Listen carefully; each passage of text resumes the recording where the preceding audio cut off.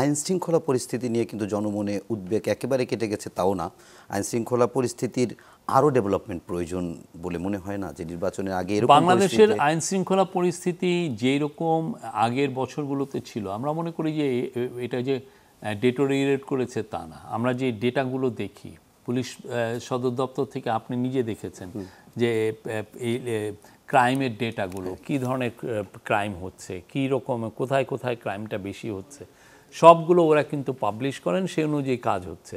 তা আমরা দেখছি যে আইন শৃঙ্খলা পরিস্থিতি যথেষ্ট স্টেবল, যথেষ্ট ভালো।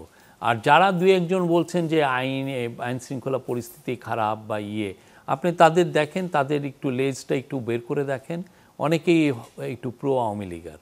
এই লোকগুলো এই ধরনের একটু কথা বলে আমরা দেখছি যে এই এক ধরনের কনফিউশন তৈরি করতে চাচ্ছেন। আদারওয়াইজ সবাই পুরো, আপনি গ্রামে যান না, আপনি একটা ইউনিট নিয়ে, এই ইউনিটটা নিয়ে আপনি গ্রামে যেয়ে দেখেন তারা কি ফিল করছেন।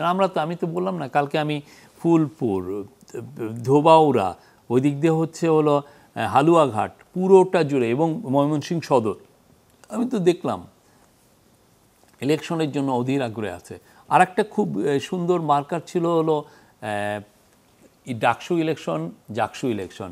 ডাকসুতে 40,000 ভোট দেয়, আর জাকসুতে কত 11 না 12,000। হ্যাঁ, তো এই যে ডাকসু ইলেকশনে আপনি দেখেন এত সুন্দর একটা ইনসিডেন্ট হয়েছে।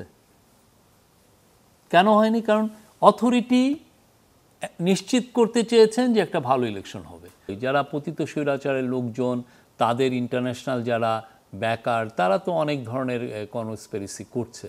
তো সেটা নিয়ে আমরা অডিট না। বাংলাদেশের মানুষ যদি একতাবদ্ধ থাকে, এগুলো কনস্পিরেসি কোনো কিছু হয় না। ওরা তো 14 মাস ধরে তো কনস্পিরেসি করছে, এবং তাদের তো অনেক ডিপ পকেট। আপনি দেখছেন যে তারা প্রচুর টাকা খরচ করছে, মিলিয়নস অফ ডলার, এবং ডে 1 থেকে তারা মিস ইনফরমেশন ক্যাম্পেইনে নেমেছে। বাট কিছু বাংলাদেশের মানুষ যেহেতু একতাবদ্ধ আছে, পলিটিক্যাল পার্টিগুলো যেহেতু একতাবদ্ধ আছে, তারা তো এগুলো করে কিছু হয়েছে। বরঞ্চ আপনি দেখেন তারা আরও ডিমোরালাইজ হয়ে কেউ কেউ মানে গা ঢাকা দিয়েছেন।